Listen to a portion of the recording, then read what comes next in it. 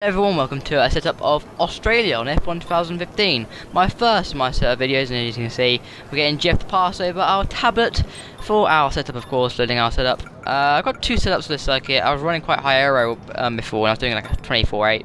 Here we go, 1-1 aero gives us like really good straight line speed. Down straight, it's the best straight to try to get this from good straight line speed. Limits turn in, but good front line speed.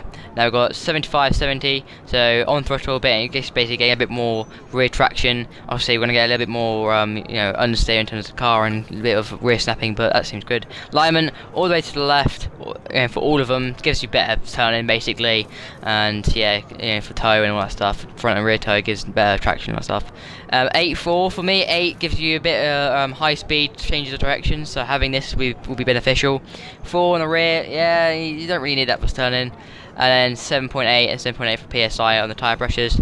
Yeah, it's really what you want. And then 7 on ballast, just shift the brakes towards the rear. So that's set up, and here we go for our hot lap round Australia, going to the circuit for our flying lap. Here we go, entering the lap right now into the last two corners. We want to get the best exit off this last corner. Just trying to get the gearbox off. And you get lots of understeer out that last corner, but hitting DRS very early, trying to get up the gearbox as quick as possible. Going up to about 8th gear, across the line. Here we go for our flying lap in Australia. Down to 4th gear for the first corner. And getting a little bit of understeer, but not too bad. Switching left and right, and then in 6th gear, hitting the DRS. And it's looking pretty tight lap so far. Into the braking zone down to 2nd gear. And just keeping it in there, not on throttle too early, and then turning it right straight back into 3rd gear and getting a nice exit using all the road possible. And going left and keeping flat out, 6th gear, 7th gear now, and here we go down to 3rd gear, flicking it right into the right hander, and that was very nice, keeping into track limits. Out of the gearbox we go still, down to 7th gear, back down to 3rd gear, yeah we do, and then just getting the best exit possible. Didn't get the best exit, got a bit of rear sliding, but not too bad with the power down. The 7th gear now, and here it's tricky. The double S section is very difficult to get right on this game.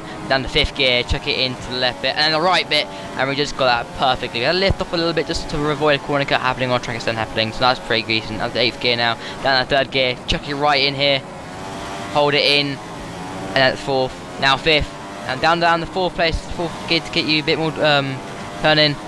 Down in 2nd gear, and this is very difficult to get. You've got to keep the throttle, you get your throttle in there, a little bit of understeer. This corner is very difficult, you get a lot of understeer, going a little bit wide there, not the best line, but not too bad, still with the power down. And we're going to cross the line for 1:24.509, which is a very decent lap time indeed. And looking at the replay. So there you go, pretty decent time indeed. And here we go for the replay. I have to say, the replay cams on this game is fantastic. I'm not gonna lie, they look more like realistic cameras. So I think really for this game, they've done a good job. Very sort of get a job on the replay cams. And the graphics are amazing in this game. I mean, that lap felt really good. I do feel like I could have got like another 10th out of it, maybe from the last corner. But other than that, the lap was pretty decent. I mean, if I could hold it in a bit more, try and get a decent line, then I would have. But in terms of the S section, but other than that, it was pretty decent. And just the car felt really amazing, very hooked up round here. I mean, I did on a 4.2 wing, I did 24.8, and you could actually do 4.2 wings round here because it gives you better turn in terms of the first corners and the first two sectors. But you're going to limit yourself in terms of top speed, and you have to do a lot of practice to try and get anywhere near 24.5. But 1.1 is probably beneficial. But if you want to try and get some more better grip, then 4.2 would be best. I mean, that lap was not perfect, but it was decent enough to get a good time. I mean, my previous time was 25.0 on 4.2 wing. I did a 24.8 later on, and then just matched it, went a bit faster with 1, and it felt really good. Setup felt really good. This section is very difficult to get right. You got to chuck it in. You got to leave your throttle down. You got to put your throttle right, literally keep it down there, so you don't want to lose any more speed for that section. And down here, the hard braking, so you can actually easily lock up there.